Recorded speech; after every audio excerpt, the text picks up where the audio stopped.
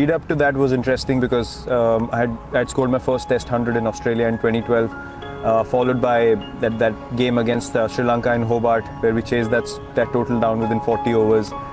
That came out of nowhere, honestly. I did not believe that I could do something like that at the international stage.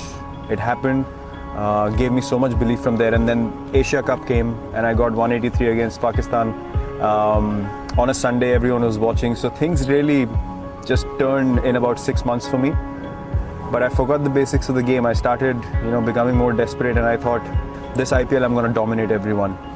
But, the moment IPL started, a few games which didn't go my way, and my mindset completely dropped to the other end. I was eating anything that came in sight. I was finishing, candy packets, 40 pieces a packet. I would finish 3 packets a week.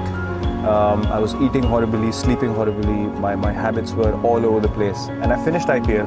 I remember I went home, came out of the shower first day, and I saw myself in the mirror and I was ashamed. It was literally, I saw myself and I thought I'm looking at another human being, and I told myself, look, if you want to play cricket at the highest level, this is not the way that you can manage. And from next day onwards, I changed everything about my diet, the way I trained, everything, and from then on it was just an obsession. Look, when I step onto the field, I have to believe that I'm the best, because my mindset, as I said, was very clear from the first time I started playing this game. I'm not going to allow anyone to think that I'm just a pushover. So my mindset was, I'm going to go to Australia, and how am I going to score runs against these guys? I wasn't going out there to survive. And from the time I got back home till the Australia tour, I promise you, I was visualizing every day when I was working out in the gym that I'm hitting Mitchell Johnson, I'm hitting these guys all over the park.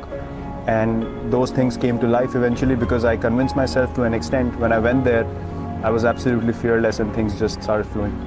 To be honest, before that Australia tour, I was treating every foreign tour like, more like an engineering exam that I have to pass somehow, and I have to show people that I can play at this level.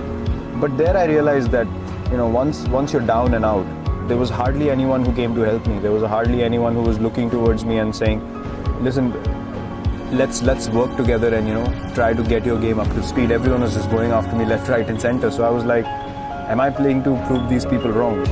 For what? I've got nothing to do with them, and they literally have nothing to contribute in my life. So I went back home. I was down for quite a bit. The great thing that happened at that stage was I realized who's with me, who's not. Things were filtered to an extent that I just got so relaxed when I went back home. I was like, okay, I've hit rock bottom now. No one believes in me. Everyone thinks I should not be playing Test cricket. So what can I do? I can just work as hard as I can. For me, one thing was always very clear. When I step onto the field, I'm going to give 120% every game that I play. And one thing for a fact that no one can count that against me. Till the time I play this game, I am going to play this way. This is who I am. And if my mindset in the field is simple, I will not stand around wanting people to do something that I'm not able to do first.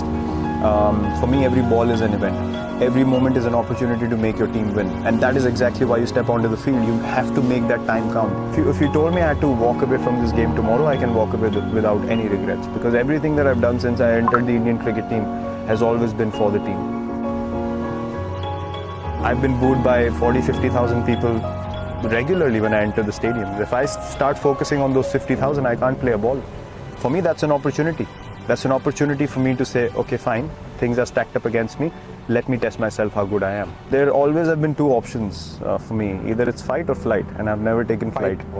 I've never taken flight. For me, that's just not because look, I can take flight if I can't sleep peacefully at night. For me, it's not worth it. I might as well take the fight. If I fail, I know that I took the right option, and that gives me peace. For me, when I leave the field, as I just said, I need to be able to know that I've given everything I had and I sleep like a baby. There is nothing else that can distract me then, because in my potential as a human being, God has blessed me with a healthy mind, healthy body, an opportunity